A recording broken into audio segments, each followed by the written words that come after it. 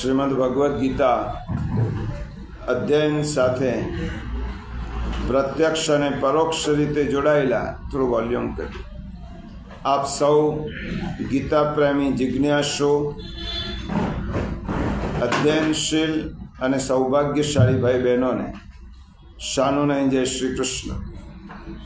આપના હૃદયમાં બિરાજમાન પરમ કૃપાળુ પરમાત્માને વંદન કરી આપણે ગીતા ગાયક પ્રભુ શ્રી કૃષ્ણ અને ગીતા માતાના યુગલ ચરણ કમલોમાં સદૈન્ય કોટી કોટી દંડવત કરી આજના અધ્યયનનો પ્રારંભ કર્યો.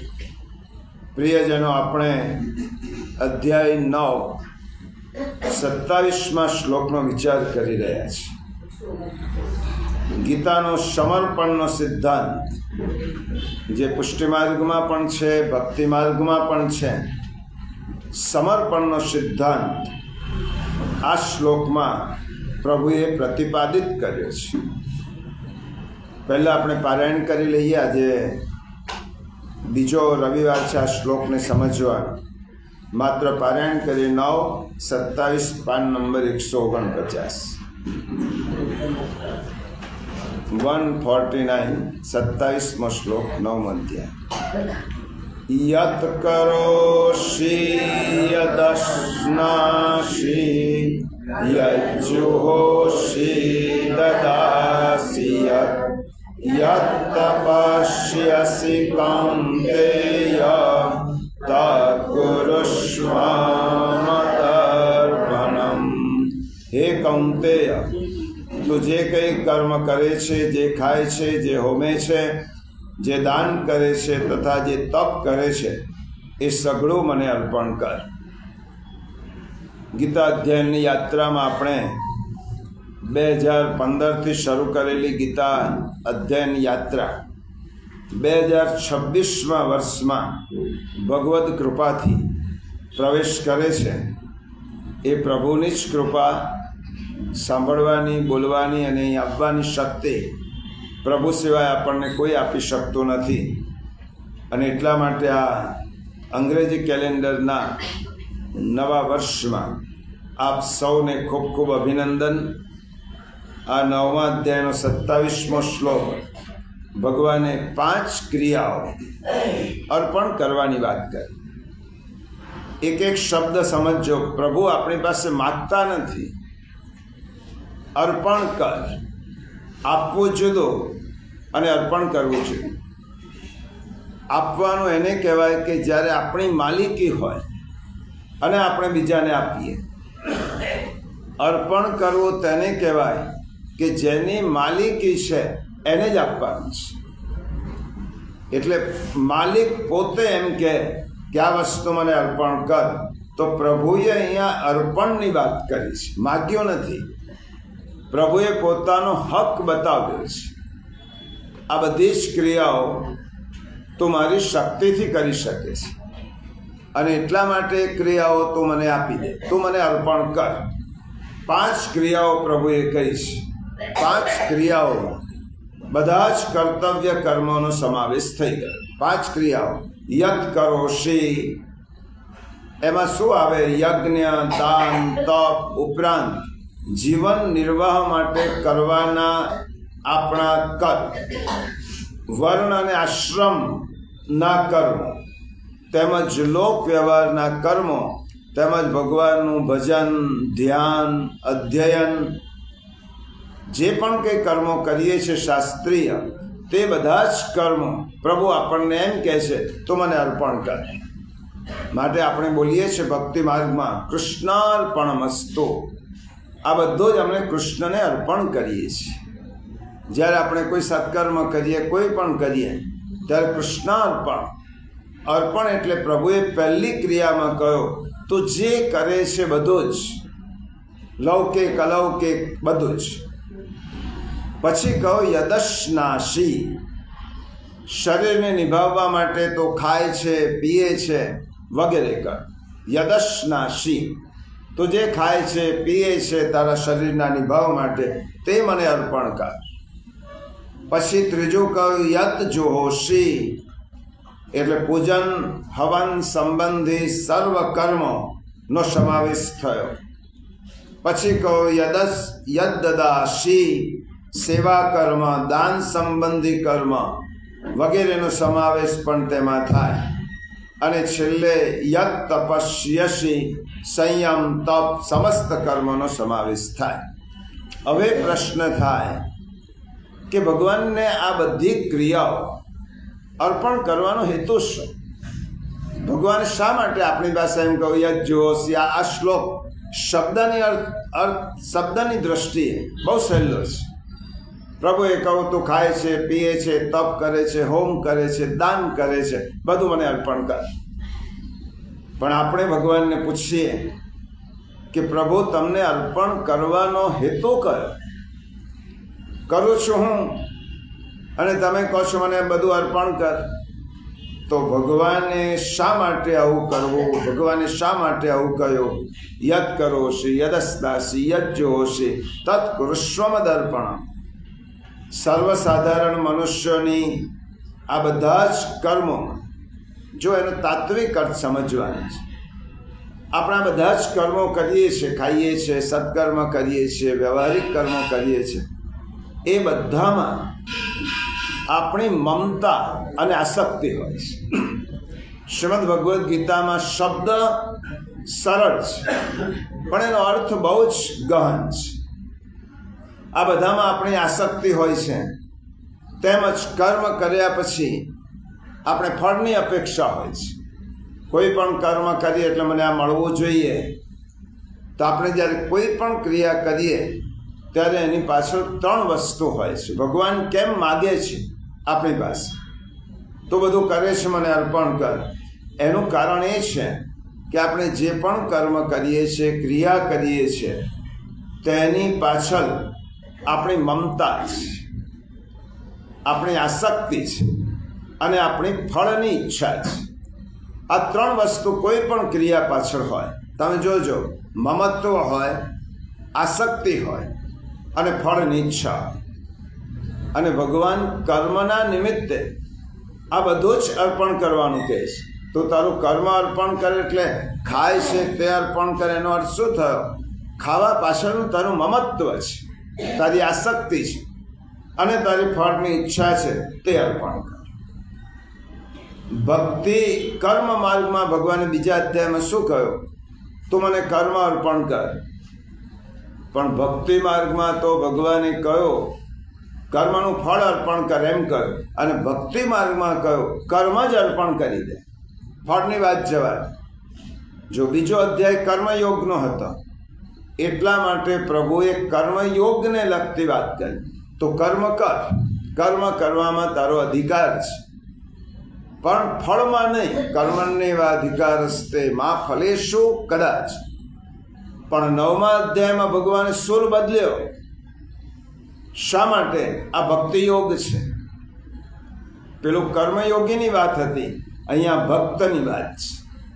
અને ભક્તને ભગવાન કહે છે તારા કર્મનું ફળ જ નહીં, તારું કર્મ જ મને અર્પી દે, તારી ક્રિયાઓ મને અર્પણ કરી દે. એટલા માટે કર્મનો કરતા હું છું જ નહીં એમ તને થવું જોઈએ. અને ક્રિયા મારી, આ કર્મનો કરતા કોણ છે? ક્રિયા મારાથી થાય છે, કર્મ હું કરતો નથી, ક્રિયા હું કરતો નથી, કર્મ ફળ મારું નથી. તો પ્રભુ કહે છે કે આ બધું જ તું મને અર્પણ કર. કર્મ હું નથી, ક્રિયા હું નથી, તો તું મને અર્પણ કર. અને આ જ વાત ભક્તિ માર્ગના આચાર્ય, જો શ્રીમદ ભગવદ્ ગીતાનું આ ભક્તિ ષટક છે. આપણે વારંવાર તેનો ઉલ્લેખ કર્યો છે. 1 થી 6 કર્મયોગ, 7મા અધ્યાયથી શરૂ કરીને 12મા અધ્યાય પર્યંત કર્મ અને જ્ઞાન ગૌણ છે. પ્રભુએ ભક્તિની વાત કરી છે. પહેલામાં કર્મની વાત કરી, ભક્તિ અને જ્ઞાન ગૌણ છે. અને પછીના 6 અધ્યાયમાં 13 થી 18માં ભગવાન જ્ઞાનને મહત્વ આપશે અને ભક્તિ અને કર્મને ગૌણ ગણશે. તો અહીંયા ભક્તિની વાત કરી છે ત્યારે ભક્તિના આચાર્ય શ્રી વલ્લભાચાર્યજીએ પણ સિદ્ધાંત રહસ્યમાં જે ગીતામાં પ્રભુએ કહી છે તે વાત કહી, નિવેદિભિઃ સમર્પ્યૈવ સર્વં કુર્યાત ઇતિ સ્થિતિ. નિવેદિભિઃ સમર્પ્યૈવ સર્વમ. શ્રી મહાપ્રભુએ શું વાત કરી? નિવેદિભિઃ એટલે જેને પ્રભુની પાસે દીક્ષા લીધી છે, બ્રહ્મ સંબંધ કર્યો છે તેને, સમર્પ્યૈવ સર્વમ તેને બધું જ પોતાનું પ્રભુને સમર્પણ કરવું જોઈએ. આ મર્યાદા છે, આ સ્થિતિ છે, આ આજ્ઞા છે. આ શ્રી મહાપ્રભુજીએ કહ્યું અને શ્રી ઠાકોરજીએ, શ્રી કૃષ્ણ પ્રભુએ કહ્યું, તત્કુરુષ્વમ અદર્પણમ. જેઓએ નિવેદન કર્યું છે, જેઓએ બ્રહ્મ સંબંધ લીધા છે તે બધાએ પ્રભુને સમર્પીને જ સર્વ કર્મ કરવું જોઈએ. અર્થાત જેઓ પ્રભુના ભક્ત છે તેઓએ શું કરવાનું છે? આત્મા સાથે. ગીતામાં ભક્ત છે અને પુષ્ટિ માર્ગમાં પુષ્ટિ વૈષ્ણવ છે. બંનેની કક્ષા સમાન છે, કારણ કે વૈષ્ણવ પણ પહેલો ભક્ત જ હોય છે અને પુષ્ટિ ભક્તિ માર્ગ એમ કહ્યું છે. એટલા માટે શું કહ્યું? આત્મા સાથે. ગદ્ય મંત્રને યાદ કરવાનું છે. આત્મા સાથે એટલે પોતાની સાથે. પોતાની માની લીધેલી છે જ નહીં પોતાની કોઈ વસ્તુ, પણ આપણે અજ્ઞાનથી જે વસ્તુ કે વ્યક્તિને પોતાની માની લીધેલી છે તે બધાને, તે સર્વ વસ્તુઓ અને વ્યક્તિઓ, વસ્તુઓમાં જળ, ઘર, સંપત્તિ ઇત્યાદિ આવે, અને વ્યક્તિ આપણા સ્વજનો, પરિવારજનો, આ બધા સર્વ વસ્તુઓ અને વ્યક્તિઓ પ્રભુને સમર્પિત કરવાની છે. આ આપણે કમિટમેન્ટ કર્યું છે. વૈષ્ણવી દીક્ષા, પ્રભુ આ બધું હું તને સમર્પણ કરું છું. અતિ ઉચ્ચ કક્ષાનું આ મનોવિજ્ઞાન છે અને ભક્તિનો આ સમર્પણનો સિદ્ધાંત છે. આપણા તમામ શાસ્ત્રો કહે છે, શ્રીમદ ભગવદ્ ગીતા, શ્રી મહાપ્રભુજી મનુષ્યને અવિદ્યામાં જોડનારી બે ગ્રંથિઓ છે. આ બધા શાસ્ત્રો કહે છે આપણને અવિદ્યામાં જોડે છે બે ગ્રંથિઓ. આ જ બંને ગ્રંથિઓ સાંકળ બની અને આપણે બીજા જન્મમાં ખેંચી જાય છે. આપણી જે બે ગ્રંથિઓ છે, આ મનુષ્યનો દેહ પૂરો થયો અને પછી તેને બીજા જન્મમાં જે ખેંચી જાય છે તે આ બે ગ્રંથિઓ છે, અહમતા અને મમતા. જો દામોદર લીલામાં ભાગવતની વાત થોડી કહી દઉં. દામોદર લીલામાં જ્યારે યશોદા મૈયા બાલકૃષ્ણને દોરડાથી બાંધવા માટે જાય છે ત્યારે ભાગવતમાં સુખદેવજીએ લખ્યું છે, દ્વય અંગુલ, બે આંગળ દોરડું ઓછું પડે. અને એના સુબોધની જેમાં શ્રી મહાપ્રભુજી કહે છે, બે આંગળનો અર્થ શું થયો? અહમતા અને મમતા. બે આંગળ ઓછું પડે. આપણે પ્રભુને બાંધવા છે, પ્રભુને વશ કરવા છે, ભક્તિથી પ્રભુને આપણને વશ કરવા છે, પણ આપણા બધાનું બે આંગળ દોરડું ઓછું પડે છે, અહમતા અને મમતા. અને શ્રી મહાપ્રભુજી કહે, યશોદા એ આપણું સ્વરૂપ છે, શ્રી કૃષ્ણ એ પ્રભુ છે, અને જે દોરડામાં બાંધવાની ક્રિયા છે એ પ્રભુને વશ કરવાની ક્રિયા છે. તો પ્રભુને જીવાત્મા જ્યારે પરમાત્માને બાંધવા માંગે છે ત્યારે પરમાત્મા એમ કહે છે, આ બે વસ્તુ હજી તારી બાકી છે સમર્પણ કરવાની, અહંતા અને મમતા. આ બે વસ્તુ છોડી દે તો બંધાઈ જઈશ. પ્રભુ ભક્તિથી બંધાય છે અને ભક્તિથી પ્રભુને બાંધવા હોય તો આપણા આ બે જે અહમતા અને મમતાને, બે ગ્રંથિઓને ઓછી કરી દો તો પ્રભુ બંધાય. તો બે આંગળ દોરડાનો અર્થ શ્રી મહાપ્રભુજી આવું કર્યો. બીજું, જ્યારે પૂતનાનો મોક્ષ કરે છે ત્યારે પૂતનાને પ્રભુ એનું વિષ લઈ અને સ્તનપાન કરીને પૂતનાના પ્રાણ ખેંચે છે. ત્યારે પૂતના શું બોલે છે? સા મુંચ મુંચાલ મિતિ પ્રભાષિણી. મુંચ મુંચ આમાં પણ શ્રી મહાપ્રભુજી અર્થ કર્યો છે. મુંચ મુંચ 2 વાર બોલી. એનો અર્થ એમ થયો, હે પ્રભુ, આ અહમતા અને મમતાની મારી ગ્રંથિઓને તોડી નાખ. તો અહમતા અને મમતા, આ 2 ગ્રંથિઓ સંસારમાં આપણને બાંધે છે અને પ્રભુથી આપણને છૂટા રાખે છે. આપણે બાંધવા છે ભગવાનને, પણ સંસાર આપણને બાંધે છે અને પ્રભુ આપણે બાંધી શકતા નથી. એનું કારણ આ બંને ગ્રંથિઓએ સંસારમાં મને પકડી રાખે છે. બંને મજબૂત દોરડાઓ છે, મજબૂત સાંકળ છે.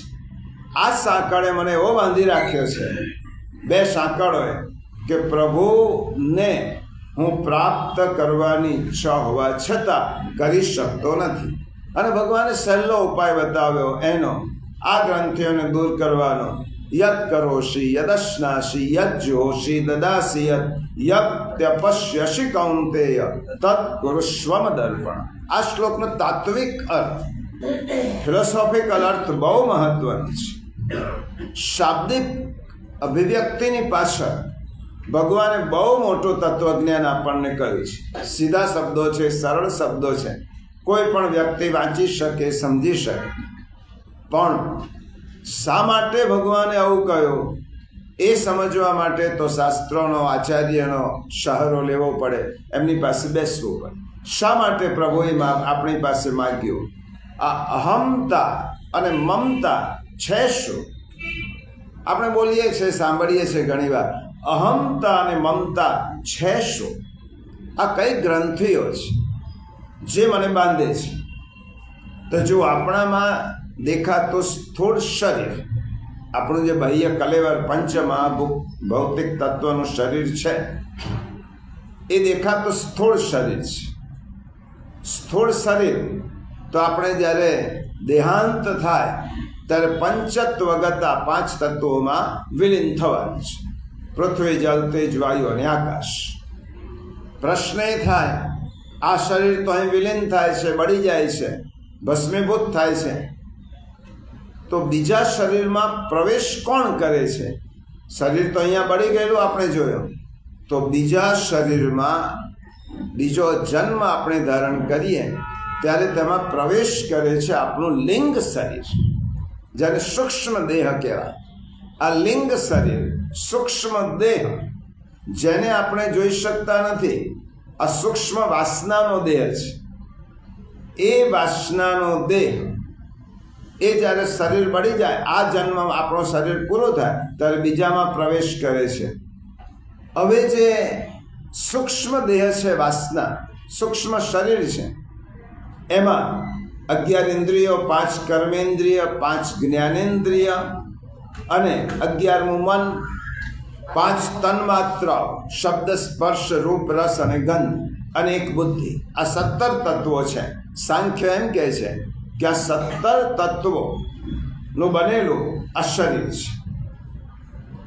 2 વસ્તુ સમજો એટલે આ શ્લોકનો અર્થ ખબર પડશે. સ્થૂળ દેહ તો સાધન છે, એ તો અહીંયાથી આપણો જન્મારો, આપણો આયુષ્ય પૂરું થાય એટલે અહીં જ એ ભસ્મીભૂત થવાનું છે. તો મને બીજા દેહમાં લઈ જનારું લિંગ દેહ એ 17 તત્વો છે ને આપણી બુદ્ધિના 8 ભાવ છે. બુદ્ધિમાં કયા કયા ભાવ છે? ધર્મ, અધર્મ, જ્ઞાન, અજ્ઞાન, વૈરાગ્ય, અવૈરાગ્ય, ઐશ્વર્ય અને અનૈશ્વર્ય. 8 ભાવો છે. અષ્ટભાવ એ બુદ્ધિના છે.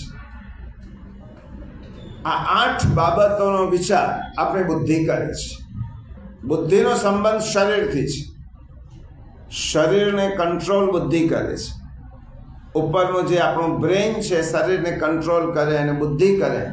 આ 8 બાબતોનો વિચાર બુદ્ધિ કરે છે. તેને લઈને શરીરમાં અનેક વાસનાઓ જાગે છે. આ બરાબર સૂક્ષ્મ વિષય છે સાંખ્યનો.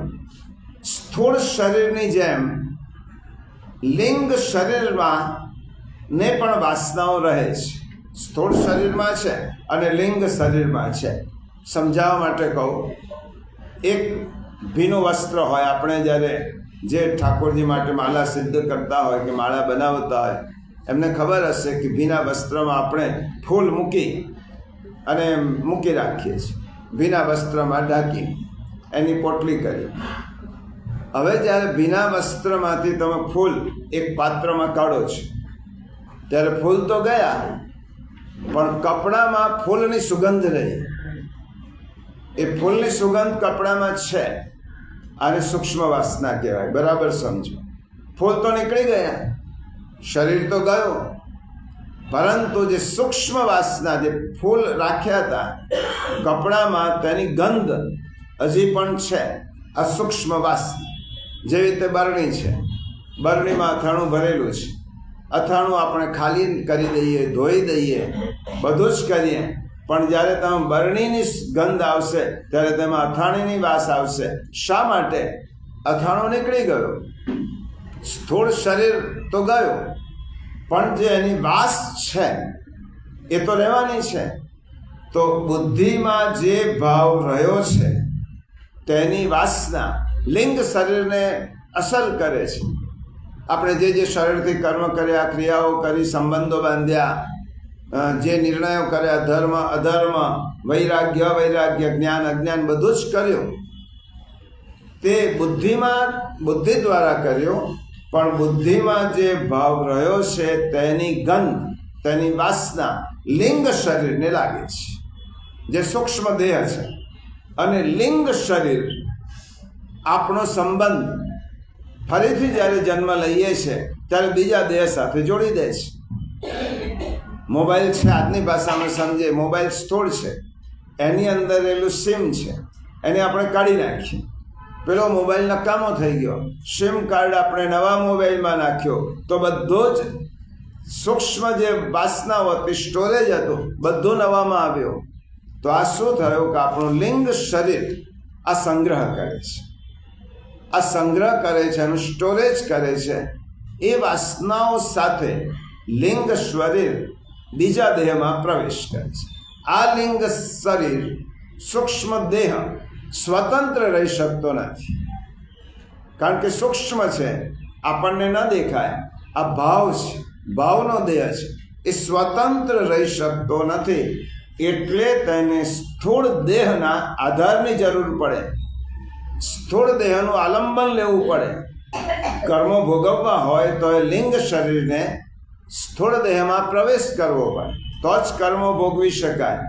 એટલા માટે આ સ્થૂળ આપણું શરીર છે એ સૃષ્ટિના આરંભથી મહાપ્રલય સુધી રહે છે. આ દેહ તો નષ્ટ થાય, સ્થૂળ દેહ તો એક જન્મ, બીજો જન્મ, ત્રીજો જન્મ, અનેક જન્મો ગયા, એ નષ્ટ થાય. આપણો સૂક્ષ્મ દેહ છે, આપણે જે વાસનાના ભાવો છે એ સૃષ્ટિના આરંભથી શરૂ કરી, પહેલો જન્મ લીધો ત્યાંથી શરૂ કરી અને મહાપ્રલય સુધી રહે. સિવાય કે વચ્ચે આપણે આપણા બધા જ કર્મો શાંત થઈ જાય અને આપણે ભગવત ધામમાં પ્રવેશ કરીએ, વસ્તુ જુદી છે. પણ સર્વસામાન્ય સૂક્ષ્મ દેહ સૃષ્ટિના આરંભથી મહાપ્રલય સુધી રહે. આ સ્થૂળ શરીર અને લિંગ શરીરમાં બે ભાવ મુખ્ય છે, જે શ્રીમદ ભગવદ્ ગીતા અને મહાપ્રભુજી કહે છે. કયા બે ભાવ મુખ્ય છે? અહમતા અને મમતા. આ બે ભાવ મુખ્ય છે. હવે માણસની જે પંચપર્વા અવિદ્યા છે, પંચપર્વા અવિદ્યા છે. તમે કહેશો ભગવાન છે, દેખાતા નથી, મને પિતાની અનુભૂતિ થતી નથી. કારણ કે આ બે ભાવ અવિદ્યા, આ માણસની પંચપર્વા અવિદ્યાને દૂર કરવી હોય તો આ બે ભાવ છૂટવા જરૂરી છે. પંચપર્વા અવિદ્યા કઈ? તો દેહાધ્યાસ. આપણે બધા જ હું દેહ છું એમ માનીને ચાલીએ છીએ. જો શ્રીમદ ભગવદ્ ગીતા પહેલા ધોરણમાં ભણતા વિદ્યાર્થી માટે છે, એસએસસીમાં ભણતા વિદ્યાર્થી માટે છે અને પીએચડી સ્કોલર થયેલા વિદ્યાર્થી માટે પણ છે. તો જે ભગવાન એનો રહસ્ય, એનું તત્વ સમજાવે છે, આ પાંચ અવિદ્યા બધામાં છે. દેહાધ્યાસ, આપણે એમ જ માનીએ છીએ કે આ શરીર મારું છે, હું શરીર છું. આપણે બધા જ આ ઇન્દ્રિયો મારી છે, આ કાન, આ નાક, બધો ઇન્દ્રિયાધ્યાસ. આ પ્રાણ મહારાજ છે. પ્રાણાધ્યાસ, અંતઃકરણ, આ ચિત્તની વૃત્તિઓ મારી છે, મન બુદ્ધિ ચિત્ત અહંકાર, એને અંતઃકરણાધ્યાસ કહેવાય. અને પાંચમું છે સ્વરૂપની વિસ્મૃતિ. આપણું સાચું સ્વરૂપ આપણે ભૂલી ગયા છીએ. આપણે હતા કૃષ્ણના, થઈ ગયા સંસારના. એટલા માટે એમ કહું, કૃષ્ણ તવાસ્મી, કૃષ્ણ હું તારો છું, એમ બોલીએ છીએ ખરા, પરંતુ આ તો શેના જેમ બોલીએ છીએ ખબર છે? એક શિકારી એ પોપટોને બોલવાનું શીખવાડ્યું કે શિકારીએ પોપટને કહ્યું, રામ રામ બોલજે, અને શિકારી આવે ત્યારે ઉડી જશે. હવે પેલા પોપટના માલિક આટલું શીખવાડ્યું કે રામ રામ બોલવાનું, અને કોઈ તને પકડવા આવે શિકારી તોડી જવું. પોપટ બોલતો હોય રામ રામ રામ રામ રામ રામ બોલે, શિકારી આવે ત્યાં ઉડી જજે એમ પણ બોલે. શિકારી આવ્યો પણ ખરો, ઝાડ નાખી પણ ખરી, પોપટ પકડાયો પણ ખરો, પણ બોલતો જ રહ્યો રામ રામ બોલજે, શિકારી આવે તોડી જજે. ઉડ્યો કેમ નહીં? કારણ કે એને ખબર નથી. એવી રીતે આપણે બોલીએ છીએ ખરા, કૃષ્ણ તવાસ્મી તવાસ્મી તવાસ્મી, પણ આપણી દશા પેલા પોપટ જેવી છે. બોલીએ છીએ પણ અનુકરણ નથી. અને એટલા માટે આ બધાની અસર કેમ થતી નથી? સ્વરૂપ વિસ્મૃતિ.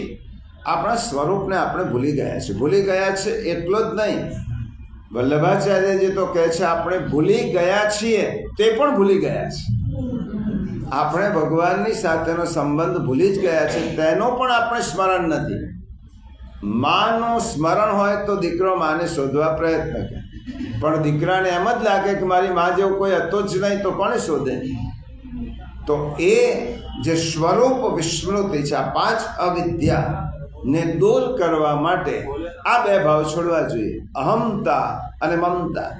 તો આ પાંચ વસ્તુ, પાંચ અવિદ્યા છૂટે, અને પાંચ અવિદ્યા છૂટે તો જ પંચ પરવા વિદ્યા આવે. હવે બે જ ભાવ છોડવા, અહમતા અને મમતા. આપણા શરીર, ઇન્દ્રિયો વગેરેને આપણે આત્મા માની બેઠા છીએ. આપણો આત્મા જુદો છે, શરીર જુદું છે, છતાં પણ ઇન્દ્રિયોને બધાને આપણે આત્મા એમ માની બેઠા છીએ. હું એટલે આ શરીર એમ માનીએ છીએ. હું એટલે શરીર, એ માન્યતા એ આપણે અહમતા છે. હું એટલે શરીર છું, તેને લઈને આપણે સંસારના ભોગો ભોગવવા તત્પર થઈએ છીએ. પ્રકૃતિને પરવશ બની જઈએ છીએ.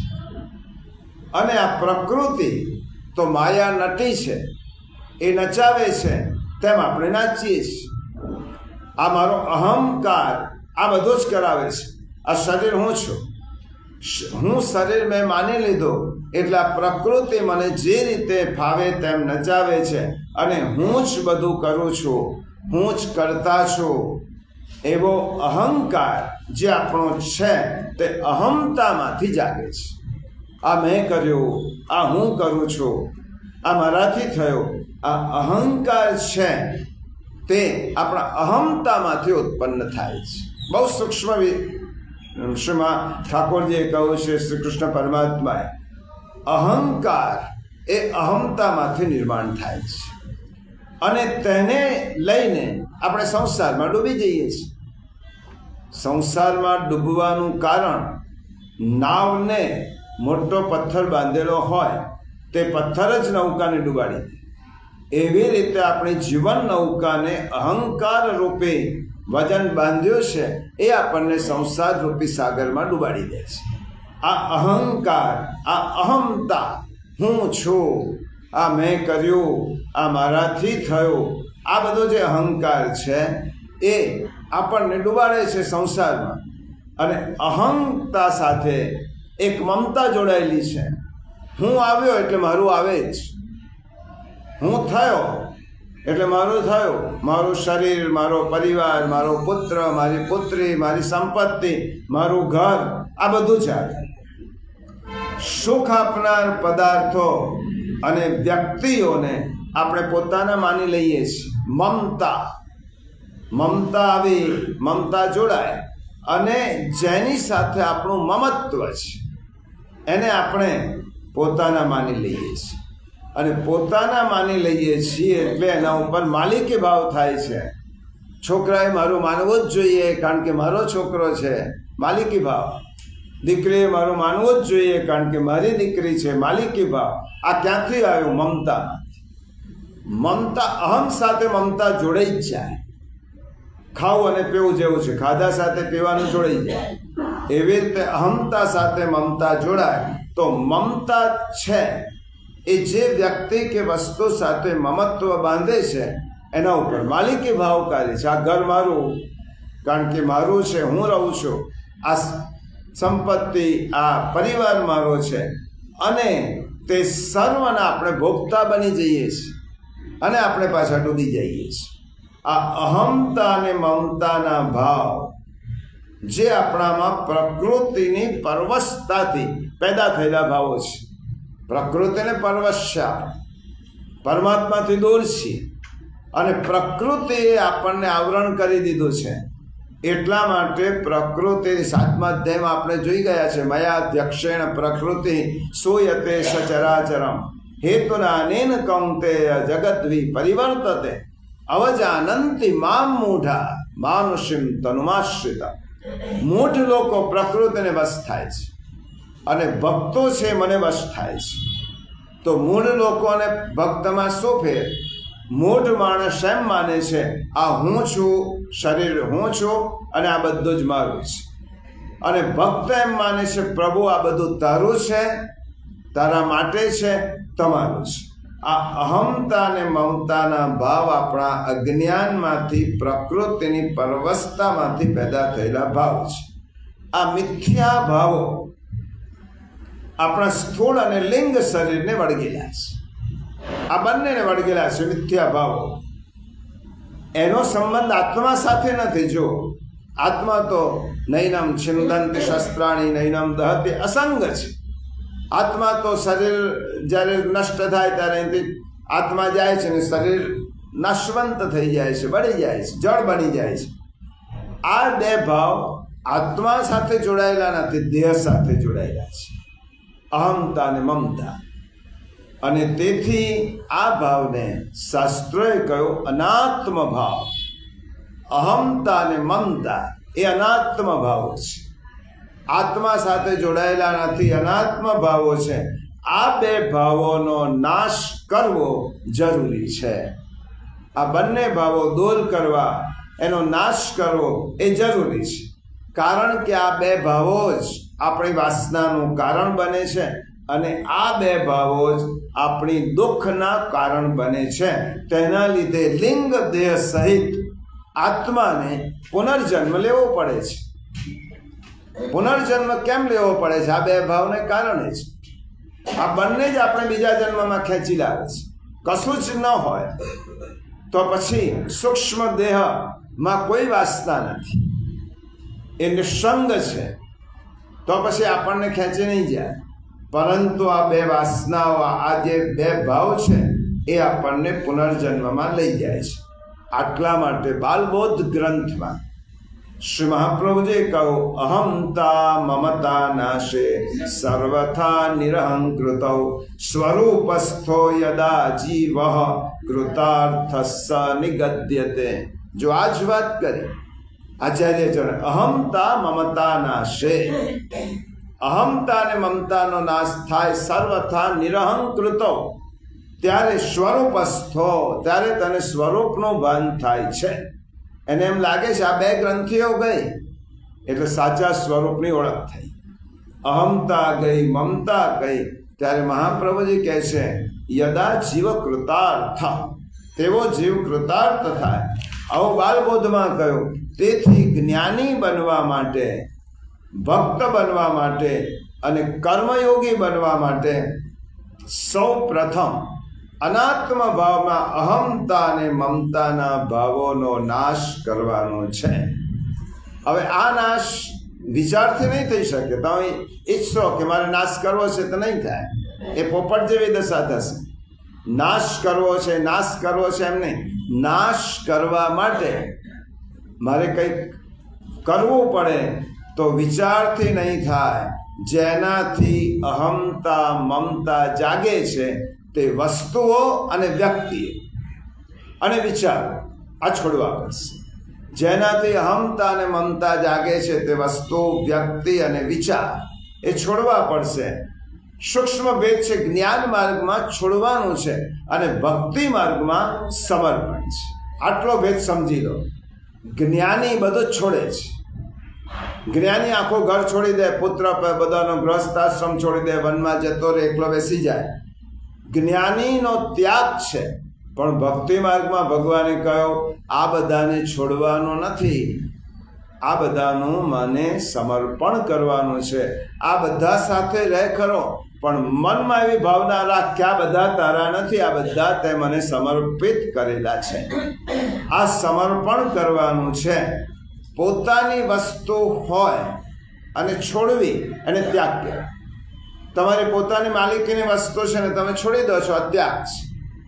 પણ જેની વસ્તુ બીજાની છે અને બીજાને આપી દેવી, આ ત્યાગ નથી, આ સમર્પણ છે. સમર્પણ એને કહેવાય જેની વસ્તુ છે તેને પાછી આપવી, તેનું નામ સમર્પણ. બીજો ત્યાગ કરો છો ત્યારે અહંકાર આવે છે. તમે કોઈ વસ્તુ છોડો છો ને, તમે વિત્ત તમારું માની લીધું, તમે કોઈને 50,000 લાખ રૂપિયાનું દાન આપ્યું. દાન આપ્યું એટલે તમારા મનમાં એક અહંકાર થવાનો, આ મેં દાન આપી દીધું. તો જ્યારે તમે ત્યાગ કરો છો ત્યારે અહંકાર આવે છે, મેં કર્યું. સમર્પણ કરો છો ત્યારે અહંકાર નથી આવતો. શા માટે નથી આવતો? કારણ કે બીજાનું હતું, બીજાને આપ્યું. તમે જેવી રીતે દીકરીને પરણાવો છો, દીકરી જન્મી ત્યારથી જ તમારા મનમાં એવો ભાવ છે કે આ દીકરી પરણવા માટે આવી છે, મોટી થઈ અને મને એને પરણાવવી છે, કારણ કે આ તો પારકી થાપણ છે. દીકરા માટે આવો ભાવ નથી થતો. દીકરી આવી, નાની થઈ, મોટી થઈ, તમારા મનમાં એમ જ કે યોગ્ય પાત્ર હશે તેને આપી દઈશું. તો જ્યારે જન્મી ત્યારે દીકરી માટે તમે દીકરીનું કન્યાદાન કોઈને કરો છો ત્યારે તમારામાં ત્યાગ નથી કરતા, તમે જેની વસ્તુ છે તેને આપો છો. એટલે અહંકાર નથી આવતો, આ તો મેં એના પર ઉપકાર કર્યો છે. પારકી થાપણ છે. જેની હતી તેને મેં સુપ્રત કરી, હું તો માત્ર તેનો રખેવાળ હતો, જેનો હતો તેને આપી દીધો.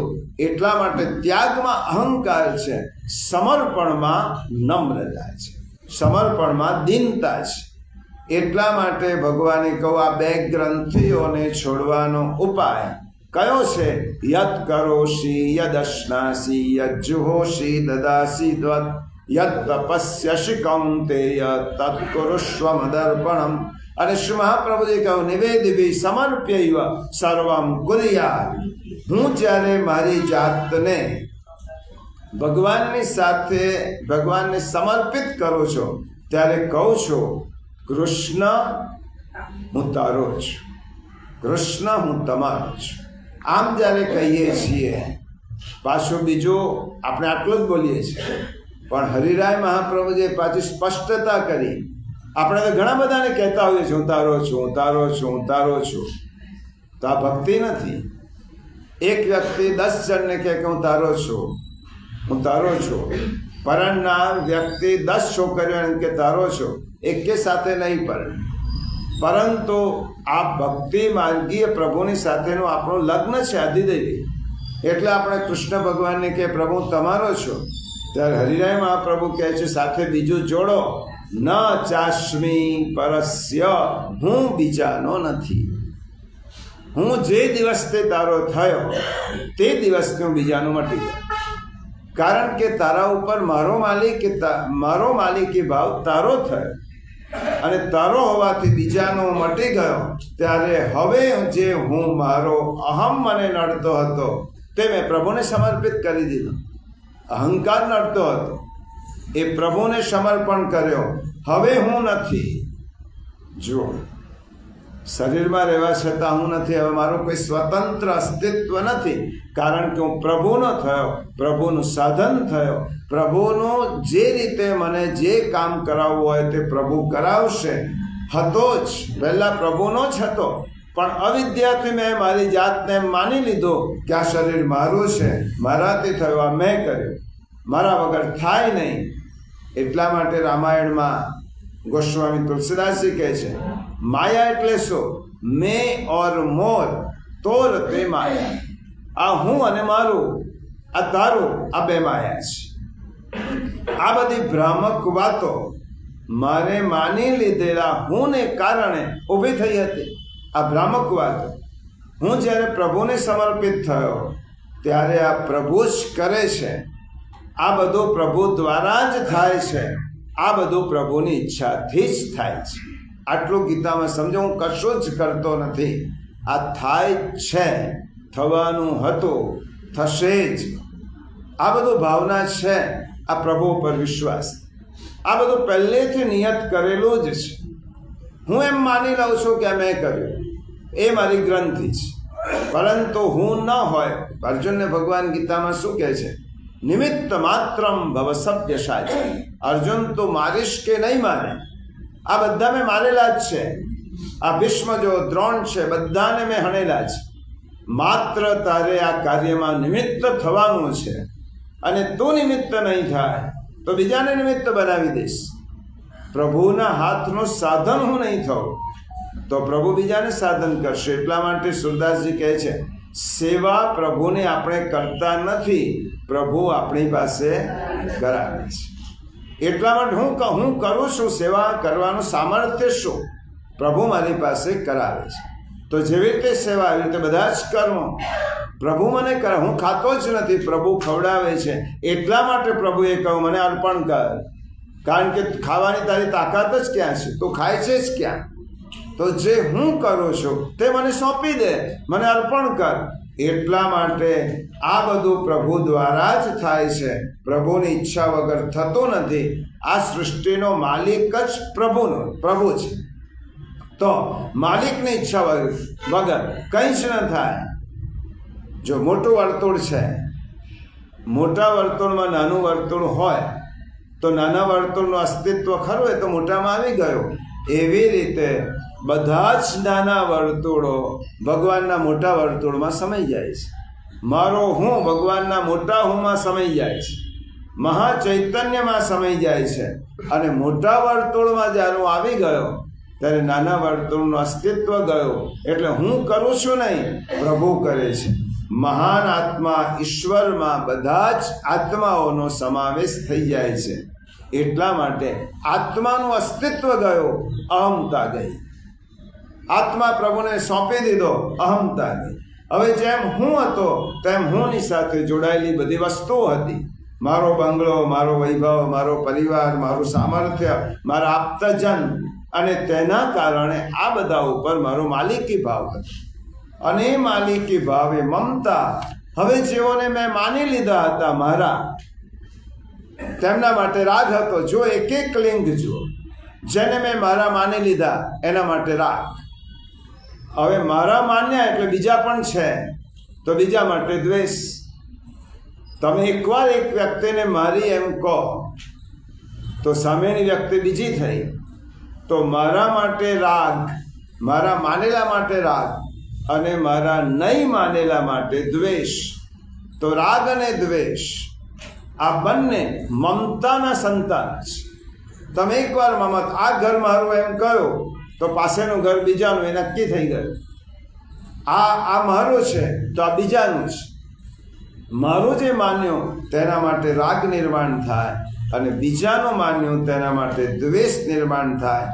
તો રાગ અને દ્વેષ આ અહમતા અને મમતાના સંતાનો છે અને તે આપણને બીજા જન્મમાં ઘસડી જાય છે. જવું નથી.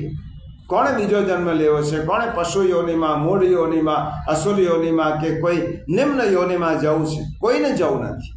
પરંતુ બધાને ઘસડી જાય છે આ બે ભાવ. રાગ હશે તોય ઘસડી જશે. ઘણી વખત હું કહું છું રાગ હશે કોઈ વ્યક્તિ પ્રત્યે તો તમને પ્રેમ કરવા પણ આવવું પડશે એની સાથે. અને કોઈ પ્રત્યે દ્વેષ હશે તો તેની સાથે લડવા પણ આવવું પડશે. દૂર રહીને ના લડાય. લડવા માટે નજીક આવવું પડે અને પ્રેમ કરવા માટે નજીક આવવું પડે. તો પ્રેમ અને રાગ, રાગ અને દ્વેષ આ બંને હશે તો પણ આપણે અહીંયા આવવું પડશે. એટલા માટે આ મમતા દૂર કરવાનો ઉપાય શું? તત્કુરુષ્વ મદર્પણમ મને સોંપી દે. સમર્પ્યૈવ સર્વમ, બધું જ ભગવાનને સમર્પિત કરો.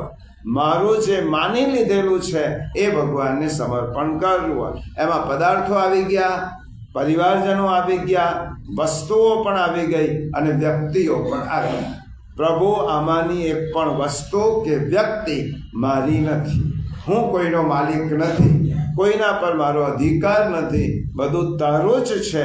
એટલા માટે આપણે બોલીએ છીએ તેરા તુજકો અર્પણ. હવે મને તેમની સાથે કોઈ અપેક્ષા નથી. દુઃખ ક્યાંથી શરૂ થાય છે?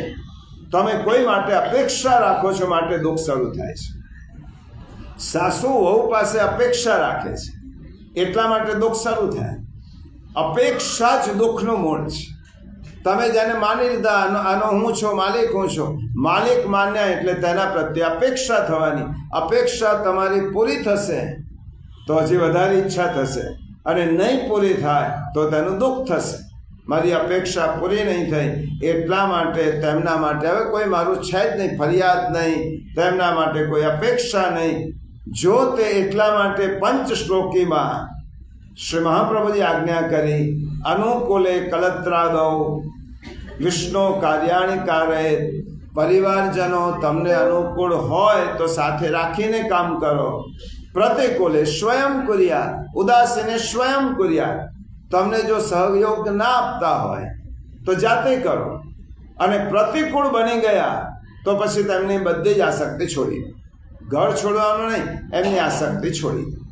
અને સ્વયં કુર્યાત, કારણ કે તો મહાપ્રભુજી કહે છે અને ગીતા પણ કહે છે, જે વ્યક્તિ તમને સત્કાર્યમાં, ભગવત કાર્યમાં સહયોગ ના આપતી હોય, ભગવત કાર્યમાં સહયોગ ના આપે તો તેની ઉપેક્ષા, પણ તમને ભગવદ કાર્યમાં જતા અટકાવતી હોય, સેવા કાર્ય કરતા અટકાવતી હોય, પ્રભુ કાર્ય કરતા અટકાવતી હોય, ગીતા અધ્યયન કરતા અટકાવતી હોય, તો તેવી વ્યક્તિને તત્યાગે દૂષણમ નાસ્તિ. એવી વ્યક્તિને છોડવામાં કોઈ દૂષણ નથી. યતઃ કૃષ્ણ બહિર્મુખા, જે કૃષ્ણથી બહિર્મુખ છે એને છોડી દો. એ તમને નડતર રૂપ થાય છે. પ્રહલાદની જેમ હિરણ્યકશ્યપુની આજ્ઞા ન માની, કારણ કે મારા ભગવાનની ભક્તિમાં મારા પિતા હોવા છતાં પણ મને આડખીલી રૂપ થાય છે તો ના માન્યું. એવી રીતે શ્રી મહાપ્રભુજી કહે છે, આવી વ્યક્તિ તત્યાગે દૂષણમ નાસ્તિ, એનામાં કોઈ દૂષણ નથી, કારણ કે તે કૃષ્ણથી બહિર્મુખ છે. અને આ જ વાત ગોસ્વામી તુલસીદાસજીએ કરી. મીરાબાઈ એક વાર ગોસ્વામીજીને પત્ર લખ્યો. એમના સમકાલીન હતા અને વડીલ હતા. પત્રમાં લખ્યો મીરાબાઈએ કે મારા પતિ મારા વિરુદ્ધ છે, આખા સાસરીવાસના બધા જ મારી વિરુદ્ધ છે. વિરુદ્ધ છે એટલું જ નહીં, હું જ્યારે મારા ગિરધરની સેવા કરું છું ત્યારે મને બહુ જ સતામણી કરે છે, પજવણી કરે છે, પ્રભુથી વિમુખ કરે છે. શું કરવું જોઈએ? હું ગૃહસ્થી છું, પરણેલી છું, પરંતુ હું પ્રભુને છોડી શકતી નથી. તો મને માર્ગદર્શન આપો, શું કરવું જોઈએ? તુલસીદાસજીએ ચોપાઈ લખી, જાકે હૃદય ન રામ વૈદેહી, તાકો તજીએ કોટિ સમવૈરી, જદ્યપિ પરમ સને.